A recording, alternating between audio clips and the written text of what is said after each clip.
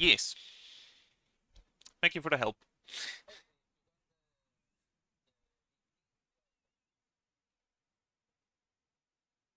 Yes, that would probably be for the best. No, actually, it would still be my channel. Yep.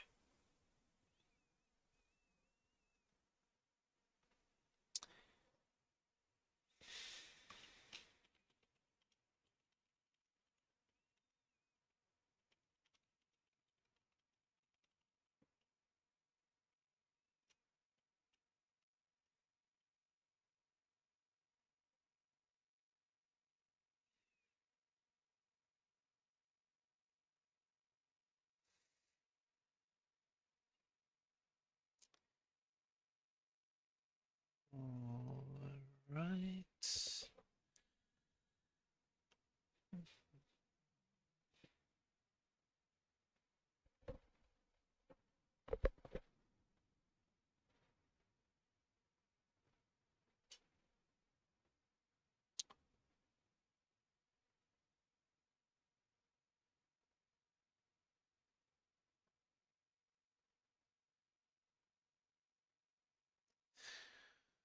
Okay.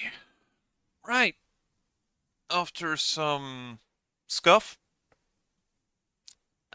we are finally live.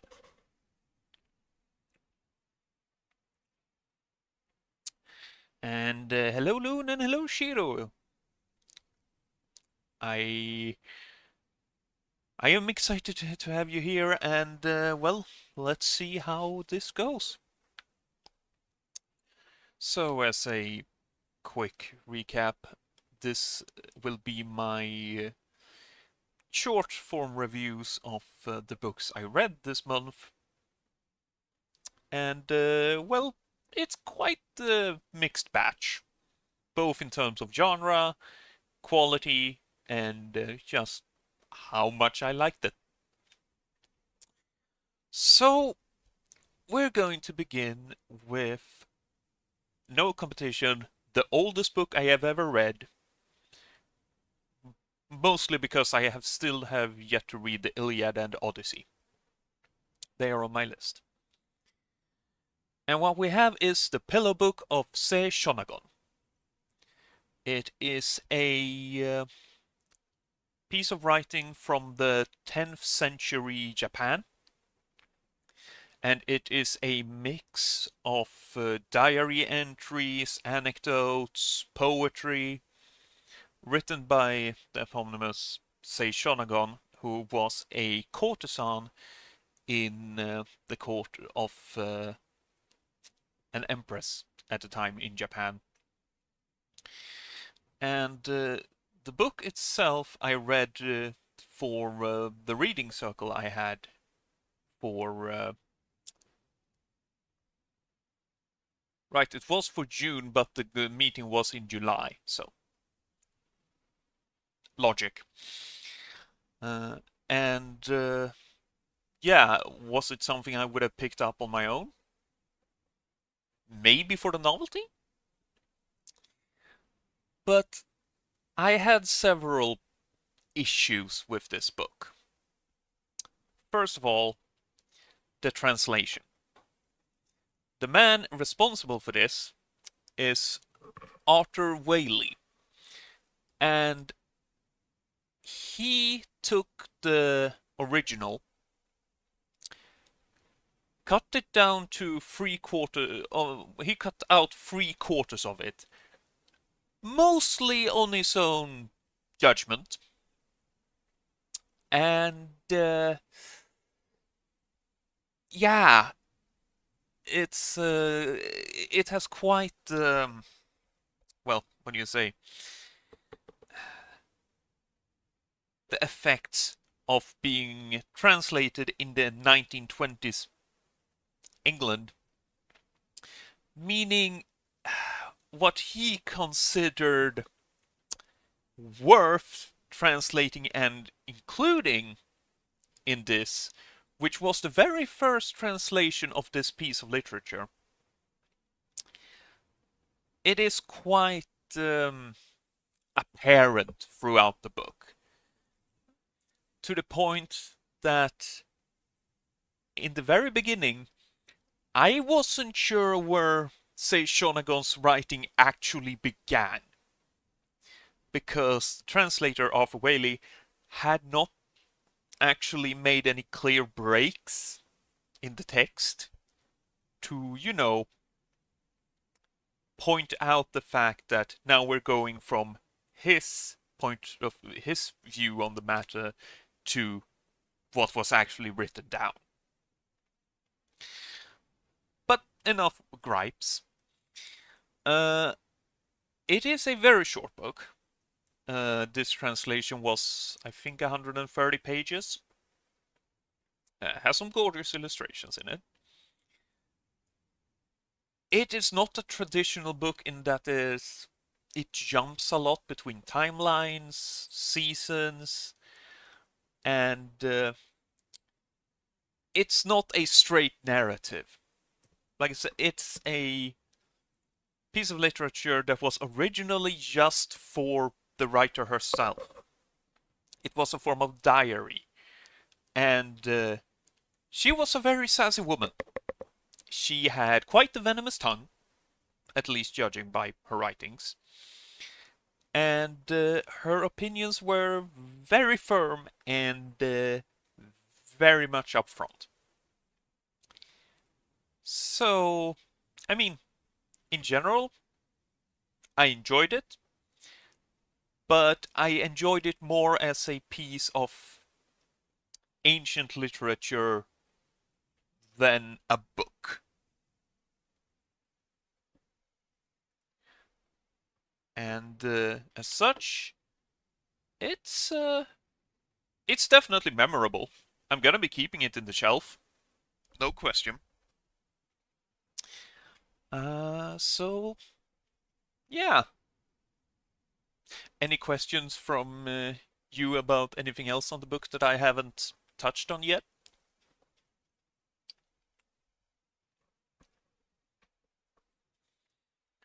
Because this is a live stream, I figure I might as well pose questions to my audience.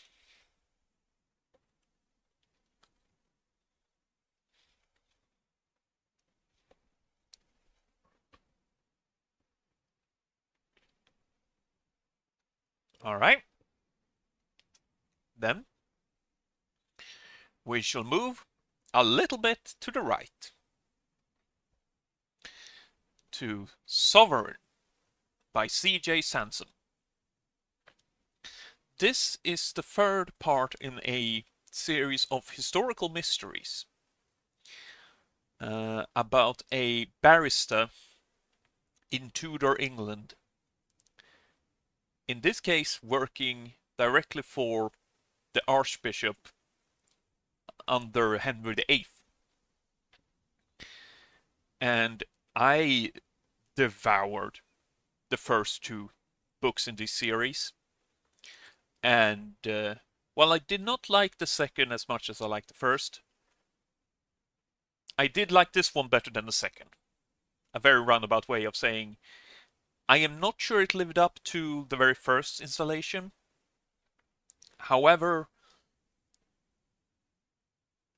when it comes to depicting the life in this era, Sansom is a true artist. It's very evident that he cares a lot for representing what life in Tudor England was and using a huge amount of historical sources for it. However, to the plot. The book follows Matthew Shardlake and his assistant Jacques Barak as they are sent ahead of the Henry VIII progress to the north, in which he had essentially a massive caravan that traveled all the way from London up north to the city of York. And he did this in order to show his dominance, but also his mercy after having put down a rebellion in the north. And Shardlake finds that when he arrives, sentiment towards the Southerners is not exactly positive. Shardlake has been sent there in order to make sure that a captured revolutionist gets safely to London to be tortured and interrogated in the Tower of London. However, before much else happens, a local glazier working on removing the windows in a cathedral falls to his death, and Shardlake quickly surmises this is a murder. And as such, he gets roped into it, he gets threats on his life, and things just seems to get more and more tense. And we even get a appearance from Henry Wave himself, and he is as much of a pompous jackass as one would expect based on the historical sources. And yeah, I think that covers a fair bit. Questions? I realize this format is beyond rough, but I'm finding my way.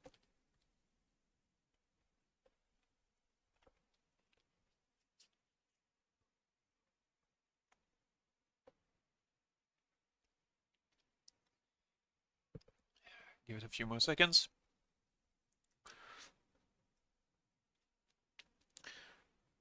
All right. Then we shall move on. Yes, this is the third in the series. The first book is called Dissolution, and the second is Darkfire. And from what I understand, there are 7 books out currently, and the author is working on an 8th. However, he has been ill for a while, so there's not much definitive regarding that. Oh boy. The Ferryman by Justin Cronin. Now, I was very excited to read this book. Partly because good friend the Minimancer went absolutely ballistic when I posted from my job in the bookstore that we actually had it in store before it was meant to be out. And I took that as a incentive to just pick it up, which I did. So, The Ferryman follows the character of Proctor Bennett, a ferryman in a world that consists of 3 islands: Prospera, the Nexus, and the Nursery. Prospera is a land where pretty much any artistic endeavor can be pursued. People there don't do, well, what you would call blue-collar work. They are all artists, bankers, the kind of stuff that doesn't make you get your hands dirty, so to speak. And once your arbitrary levels, because they have a terminal in their arm, and once that displays too low a number, they are retired either by force or willingly, and ferried to the Nursery. And this Proctor Bennett character, his job is to be the one to meet with the retirees, escort them to the ferry, and see them off, so they can then return, reborn, in a new body, to experience life all over again, even if they will not have any of the same memories. The Nexus is the place where basically all the blue-collar workers live. All the people in charge of food, of house maintenance. Think of all the people that are felt but not seen, so to speak. Those that allow for the everyday life of those more carefree to actually, live. So this book incorporates themes of revolution, of class differences. There is comments on climate change and humanity's impact on climate change and our planet. And I can't spoil too much because this book really is it takes a lot of twists and turns, which makes it difficult to talk about. However, I'm trying to do my best. What I did not feel that impressed with was the second half of the book, or maybe the last third. I felt it went beyond what was interesting into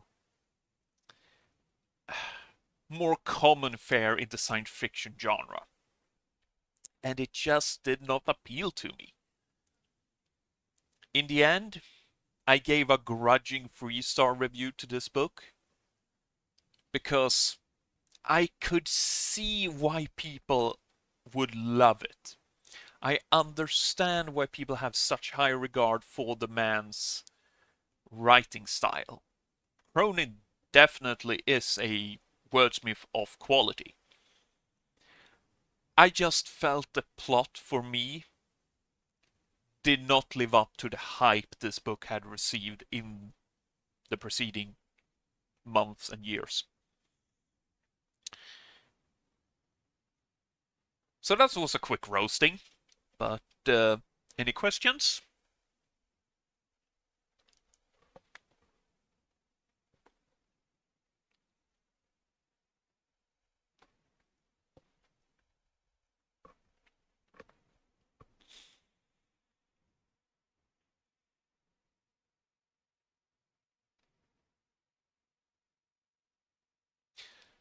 I see no questions, so we shall. Yes. Level of dystopia. It's more the Stepford Wives kind of dystopia. Like, you get a feeling immediately something is off. But it's more like a. It's hard to describe, but yeah, the best I can probably offer is subtly off.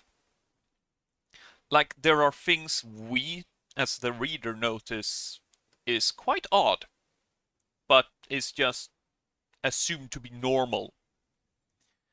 Like I said, the terminals to checking things, the fact that people go to be reincarnated, that's kind of weird.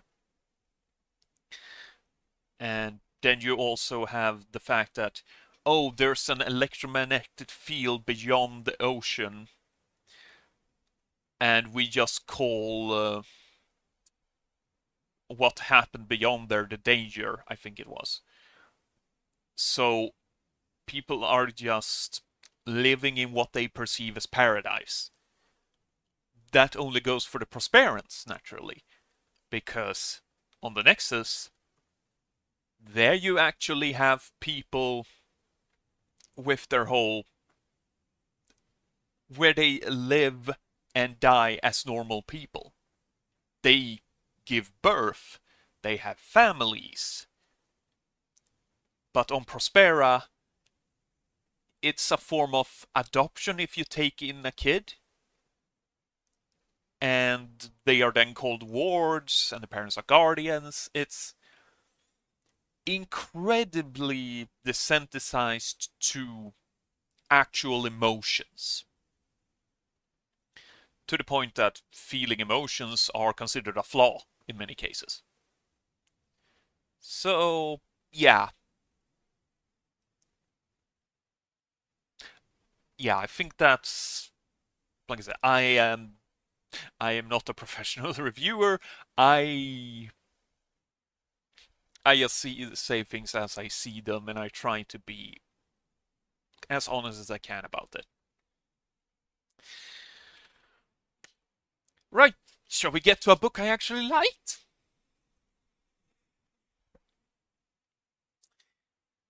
The Reading List by Sarah Nisha Adams. This is a heart-wrenching, heartwarming story about the power of stories and how books can bring us together. So, the book has two main characters that we shift in perspective between. Uh, Give me a sec. I am completely flubbing up what the name of the female main character was. Alacia. There it was. I will not take any credit for that, since I had to look it up. But yeah, Alacia, she is a girl in high school, works part-time at the library despite not really liking books. She has a troubled home life because her mother is... It's never explicitly stated what diagnosis she has, but she clearly suffers from intense levels of depression that then sometimes fuels manic episodes where she gets super creative.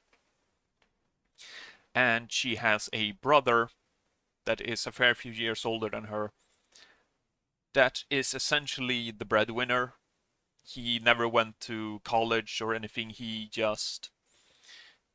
started working once their dad left because their mother crumbled and they needed to provide. So he is the one that encouraged her, his sister Alacia, to actually work at the library because he really liked it there. So that's our female main character. Our second and our main character is Mukesh, a widow that lost his wife 2 years ago to cancer, and his life has basically ceased since then. His culture, I believe he's from Kenya, I think, and they mention at points in the book that they believe in you only have one love. So the fact that his wife has passed on means that he is lost. The, the his better half is no longer there, and he is struggling. 3 daughters, several grandchildren, including one grandchild who is very much into reading. And he discovers that he discovers a book in his wife's possessions, and it is The Time Traveler's Wife. And he eventually reads it and sees that it came from... No, I actually have wrong. He tries to return it because it's a library book. But Alacia is the one working there. He doesn't know how things actually work. And he ends up running out with another book. And that starts the story because Sarah finds a list of books written down on a piece of paper that's been tucked into one of the books in the library. And it has 7 titles on it, I believe. Yeah, and the first is To Kill a Mockingbird. Now, neither Elisha or Mukesh has read much at all, but as they embark on reading through the books on this list, they start to get new appreciation for what they have in life. They get to see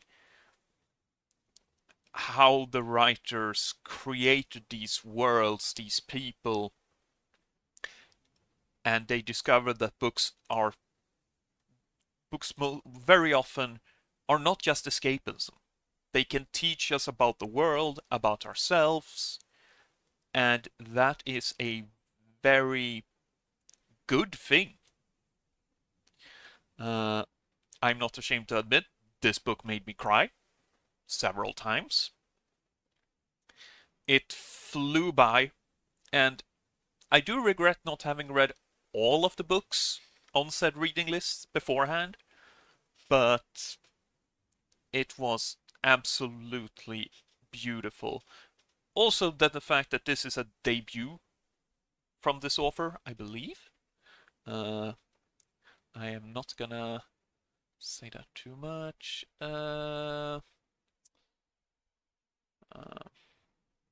let's.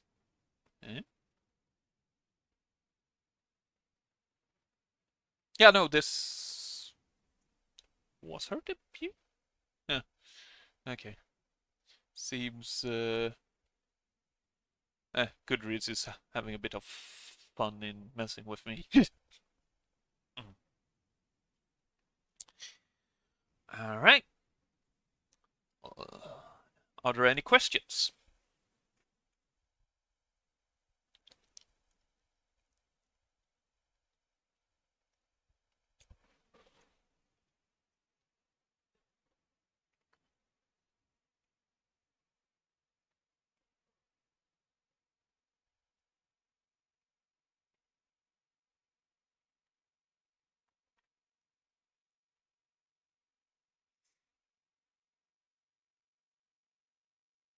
Yeah.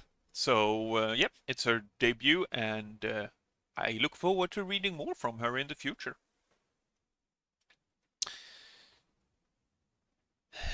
Okay.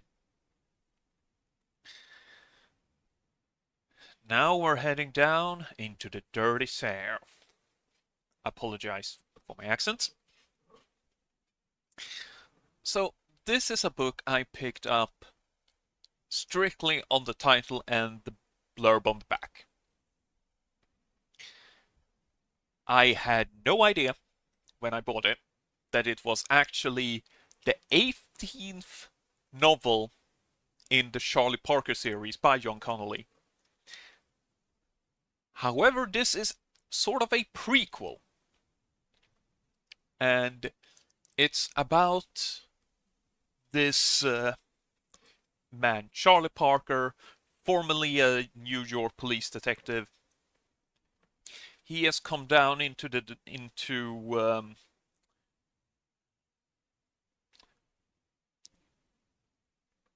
I'm sorry, was it Georgia or no? It's Arkansas. Arkansas.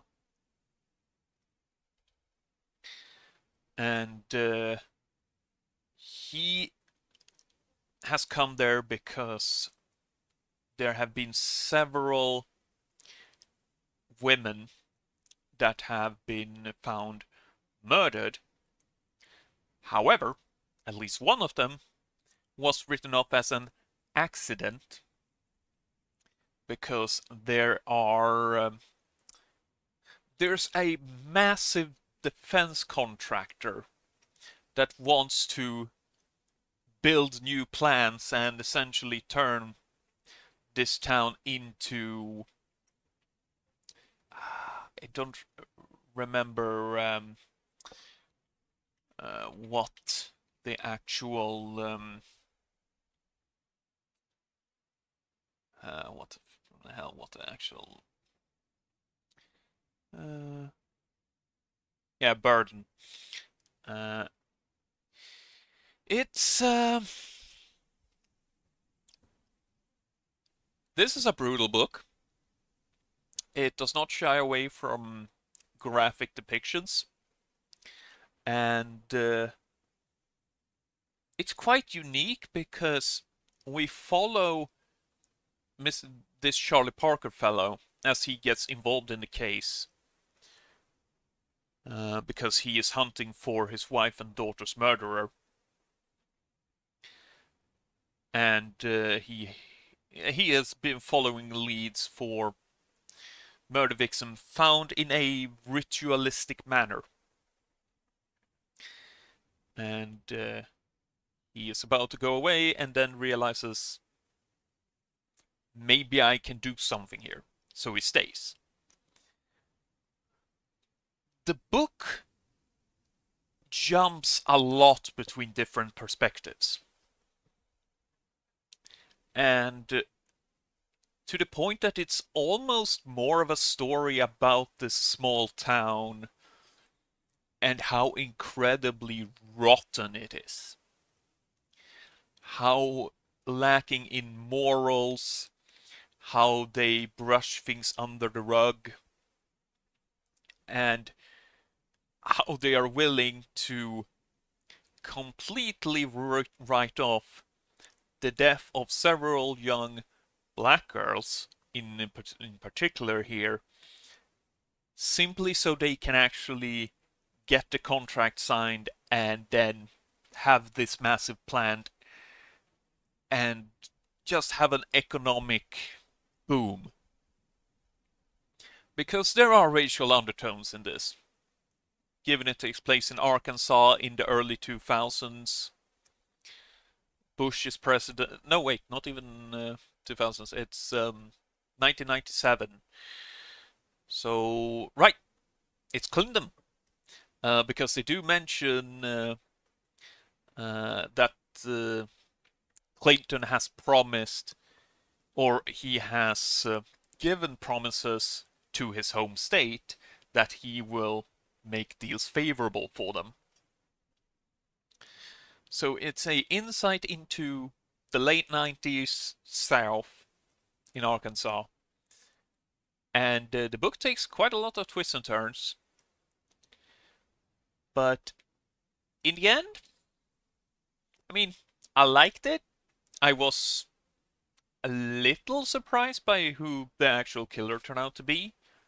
But I don't know, it just felt like there were too many disparate threads that the author was trying to pull on at the same time, and just not completely making it into a cohesive whole, if that makes any sense. But I am willing to give this author another try. But this, it's a middling thriller for me. Then again, I have read a fair bit of them. Right, I'll open the floor to questions.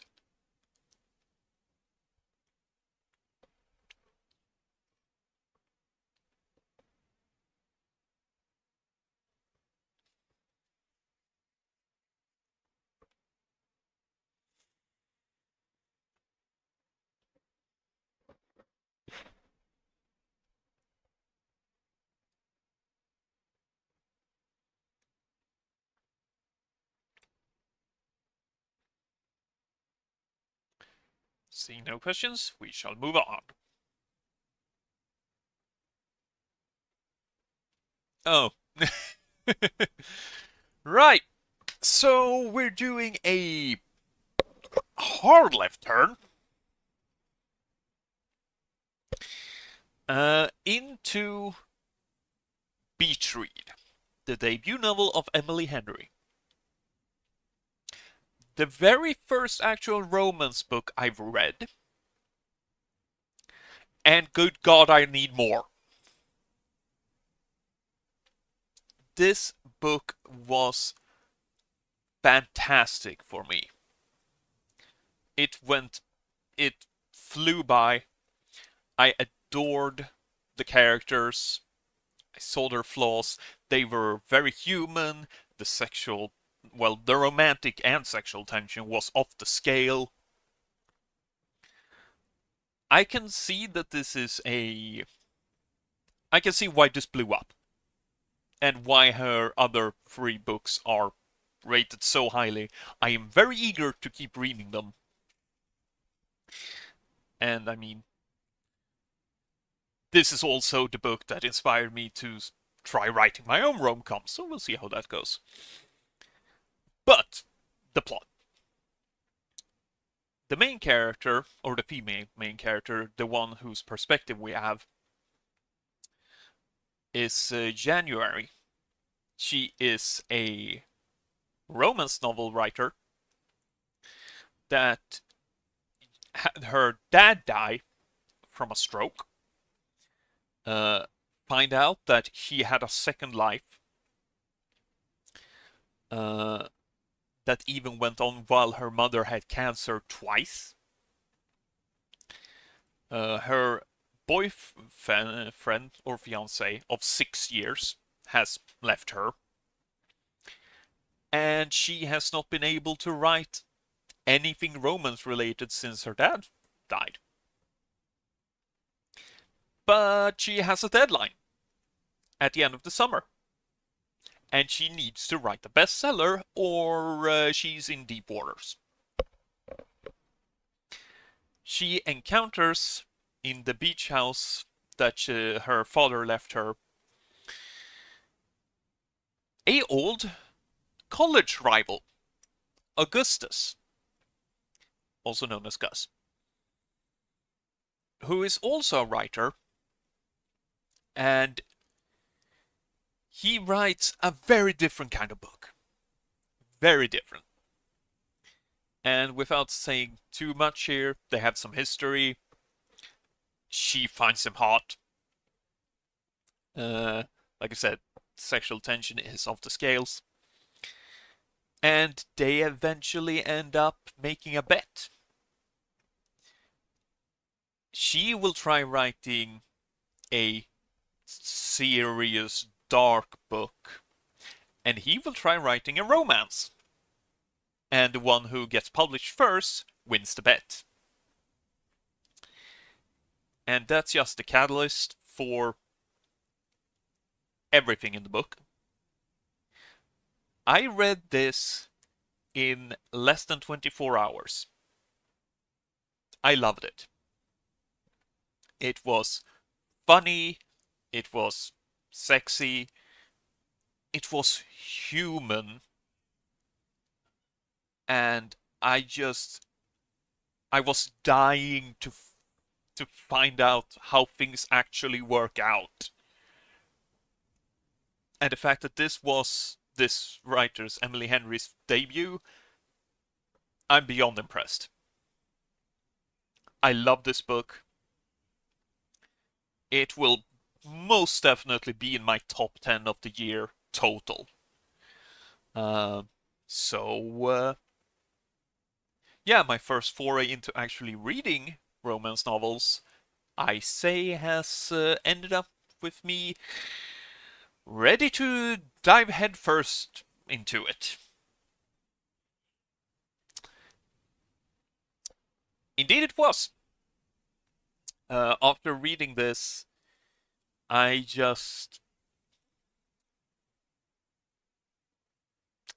felt I wanted to try something similar,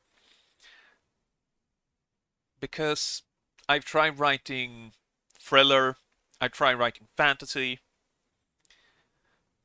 I've written some R-rated stuff, but at the end of the day, the most things I've written in the past years, thanks to the post-by-post roleplay I've done with a good friend of mine, has been a lot of romance. So that made me ask myself, maybe romance is the genre for me. And given I'm a man that would be writing from a man's perspective,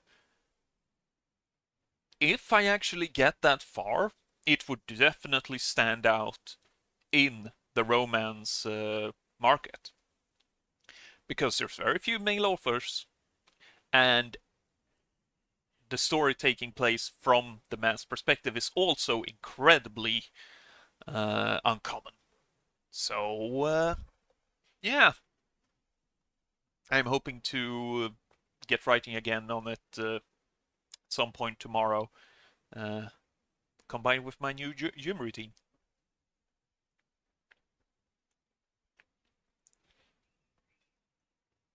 Any other questions?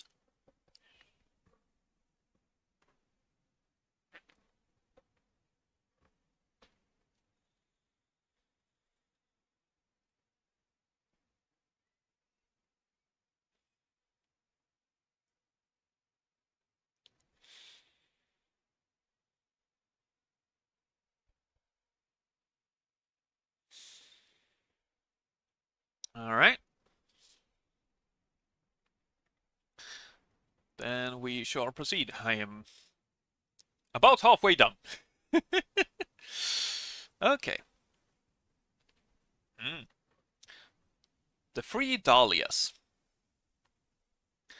This was the book I read for my mystery book circle in the shop. And it's the core concept is you have a new movie being made based on the books of a author, and her main character has been portrayed over the years on TV, on film, and now has been recast for the first time in, I think, 20, 30 years. So the three Dahlias are the three actresses that have actually played or will play the character of Dahlia Livermore. You have Rosalind King, who was the very first to do it, and she played this character on TV, on film. I think 3 or 4 films. And then you have uh, I am so sorry, my brain is glitching. I'm trying to find out what was her name.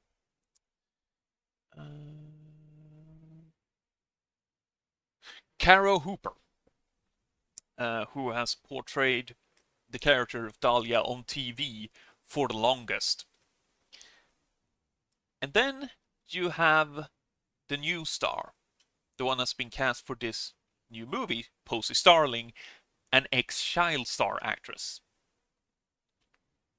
So, you have the premise of a sort of convention going on, a weekend retreat to see the house where the author actually wrote all her books in. But of course, murder actually happens. And the three Dahlias take it upon themselves to solve the murder and figure out what is actually going on at this mansion. And I really enjoyed this book. It was fun. Jumping between the 3 perspectives was also very fun. Because you got a good feel for the characters and the positions in life they were in.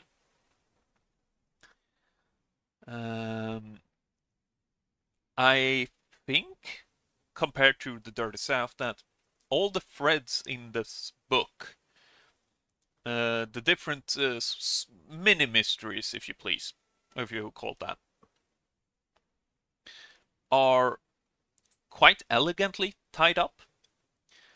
I was not that surprised by the main mystery itself, but that's mostly because I'm paranoid and I overanalyze everything. However, there were some aspects I had not figured out, but that is no fault of the writer. I think she did a terrific job. I am very eager to read her next book in this series. And yeah, this one was a lot of fun. It flew by. Not quite as much as Beach Read, but I think it was a good middle ground to stop off on after devouring a book like I did Beach Read.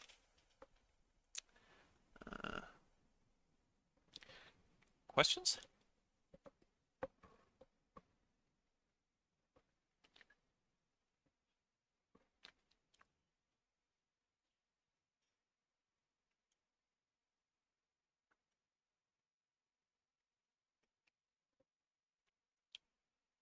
It's fun.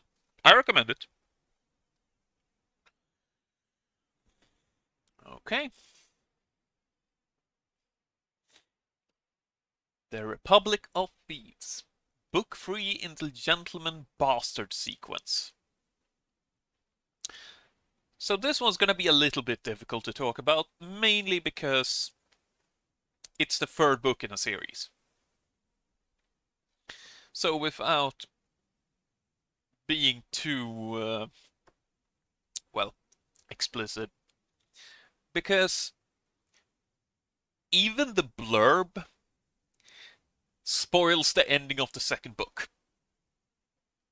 So if you want to read this series, do not even glance at book 1 and book 2 or 3. Start from book 1, which would be The Lies of Locke Lamora. Anywho, this is a fantasy steampunky-ish. There is some magic, but the magic is very much toned down. And it's foul-mouthed. It's funny. The action is well written when it happens. I really feel the dialogue flows in a pleasant pace. And the characters of Locke and his best friend Jean or John, not sure how you pronounce it, but yeah, it's probably the best bromance, if that term is still used, that I've read. They are the best of friends, but it's not an easy relationship between the two. Mostly because Locke has a tendency for self-pity, and John has zero patience for it. But yeah, this is a political intrigue, fantasy, high stakes. I wouldn't say thriller. It's sort of a heist, but it's not a single heist. It's weird. But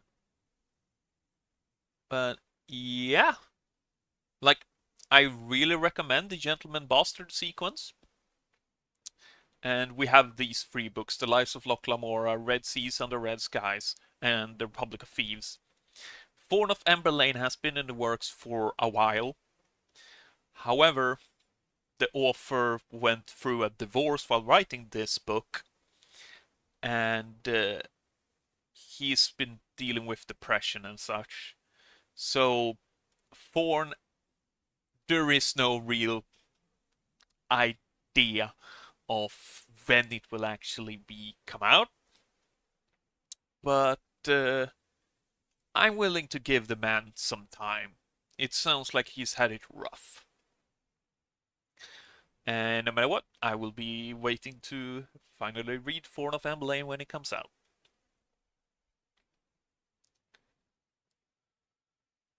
Oh boy. Well, Good Behavior. by Molly Keane. This is a book I read for my the classics reading circle, the same one as Diary of the Pillow Book.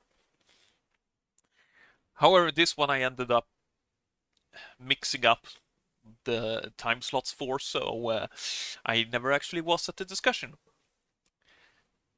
I think that might have been a good thing, because I did not like this book. And I completely accept that it is mostly on me, because this book is written and told entirely from the perspective of the daughter in a family that goes on hard times and how their struggles to maintain good behavior. However, she is beyond unreliable as a narrator. To the point, you really can't trust anything she says. You have to read between the lines a lot. And I'm just not good at that.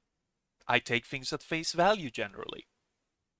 So if you're writing a story, but then you have a second story that takes place entirely in between the lines, I'm gonna miss it. So for people that are more, well, used to analyzing and not taking things at face value, I could see how this book is very enjoyable. To me, no. I'm sorry, but I tried. I didn't like any of the characters. The main character in particular is insufferable in many ways. And her family is not much better. So, yeah, the subtext just did not work for me. That's honestly most of what I can say about it. I mean, I even questioned why it was in the classics section at the first place, because it was published in 1980 or the 80s. Though Molly Keane as herself wrote from the 30s, I believe, so I guess it ekes in. All right, roast over. Questions?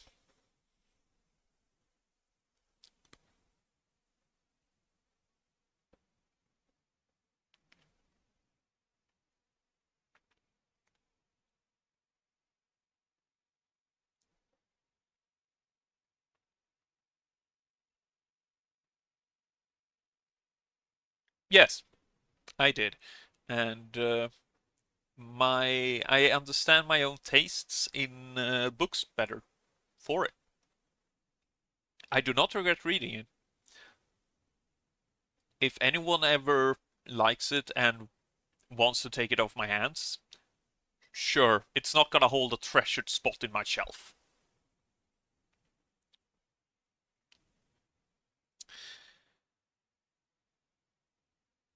We keep going with the book circles. This is the book I read for the fantasy circle of the month. When Women Were Dragons by Kelly Barnhill. This was a polarizing book. The main concept is, in the 1950s, 1955 I believe, a sudden phenomena occurred called the mass dragoning, in which I believe it was 300 or so thousand women. Let's see here.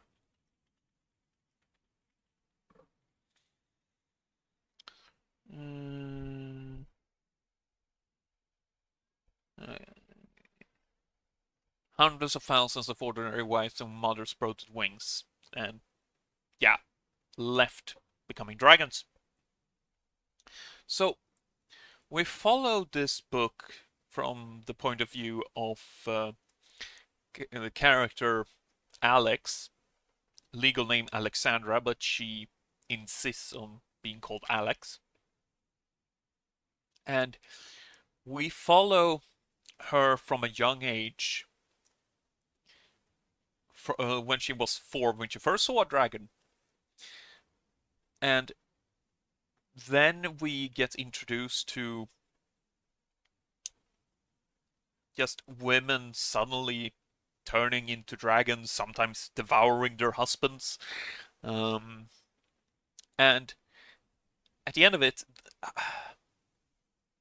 the book is written as a almost, think more of it as a biography than a traditional fantasy novel. Because there's not much like tension or such that happens in an actual plot. It's more a study on how 1950s America and beyond treats this kind of phenomena where women just suddenly sprout wings, claws, and tails, fly off, and yeah, it's hard to talk about this without talking about the core metaphor. But I like this. My coworker, she did not care for it that much, though she also said she has read a lot of like feminist literature narratives, and this didn't come with something that new. So it was underwhelming for her.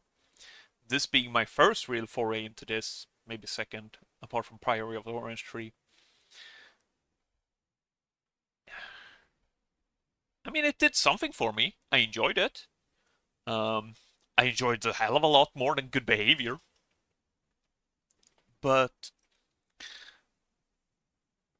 I can understand when people say the premise was not answered by the actual book. And I think the title has a lot to do with that. However, I definitely still consider it worth a read. But I only caution that you should not expect something revelatory. This is a perfectly or more than serviceable character or phenomenon study on such an alien concept as women becoming dragons. I think that's the best I can do. Questions?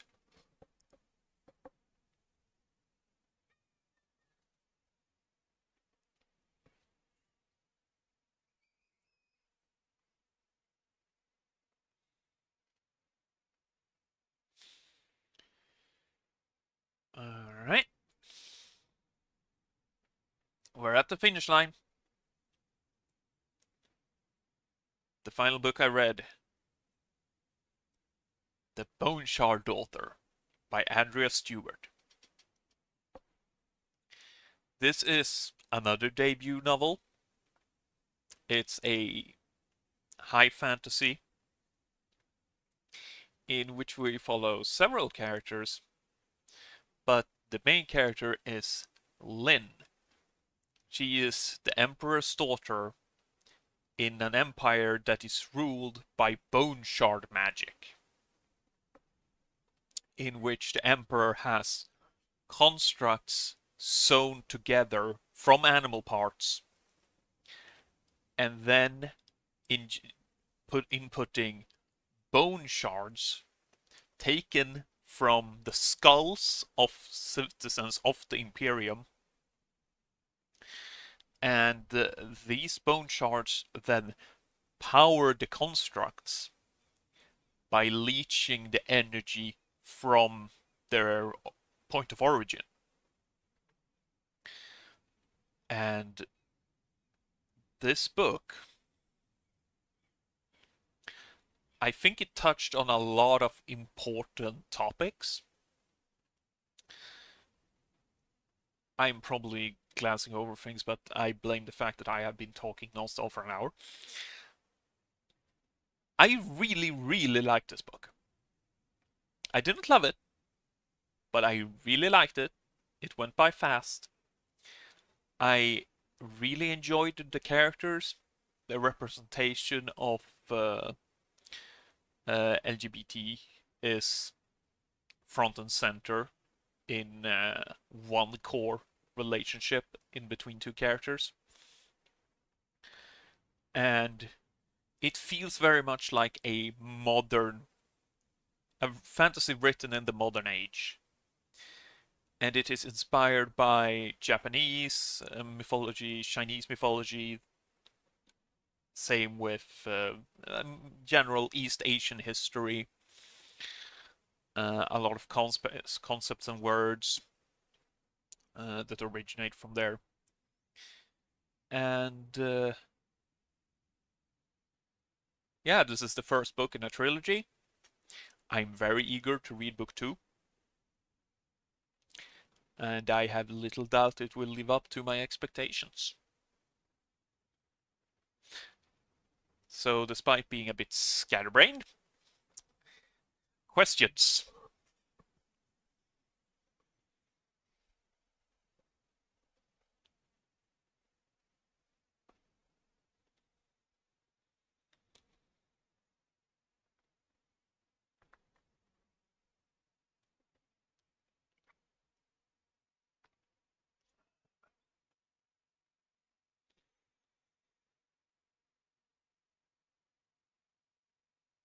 All right. Well, that's been a little more than an hour. Probably could have utilized the time better, but we live, we learn. But yeah, that has been the books of July for me. I hope this has been enjoyable. Oh, my favorite, no question, Beach Read.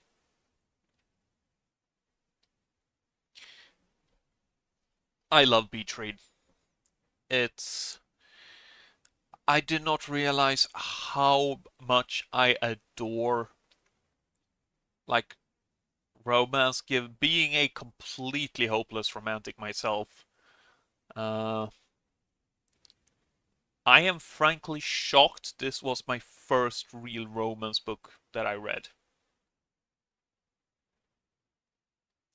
And I am amending that in the future. I have several on my list that have been recommended to me by friends and colleagues. So, well, the best I can hope for is I have not been given false expectations based on how much I loved Beach Read.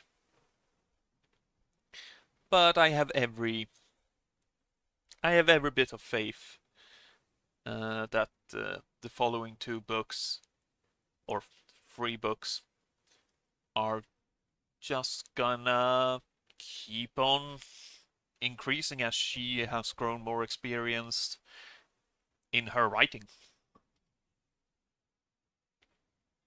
So, yeah, Beach Read, no question. If I were to make it a top 3, though, mm, uh, it yeah, it would probably be Beach Read, Reading List, Sovereign. However, I mean, I've liked more books I've read this month than I've disliked. There's only 2 I feel I disliked to a degree. Yeah, that would be Good Behavior. Ooh, bottom 3. Good Behavior at the bottom. No question. Um, And then probably The Pillow Book and The Ferryman.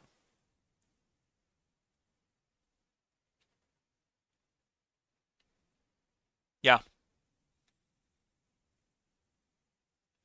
Pillow Book I really enjoyed as a cultural artifact. But that's about it. It was a good discussion piece. But as a book, no. But I only put The Ferryman above it because it had a coherent story even if I didn't like the way it ended or the direction it went. I still respect the fact that the man actually, you know,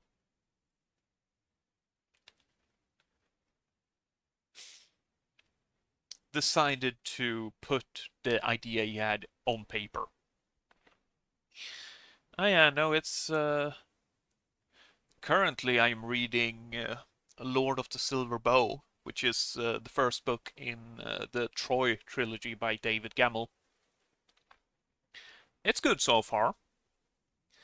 Uh, and after that, I'm gonna be reading Dark Places by Gillian Flynn and Vengeance by V.E. Schwab. After that, I'm gonna spin the wheel that I have off because I have too many books on my windowsill just waiting to be read.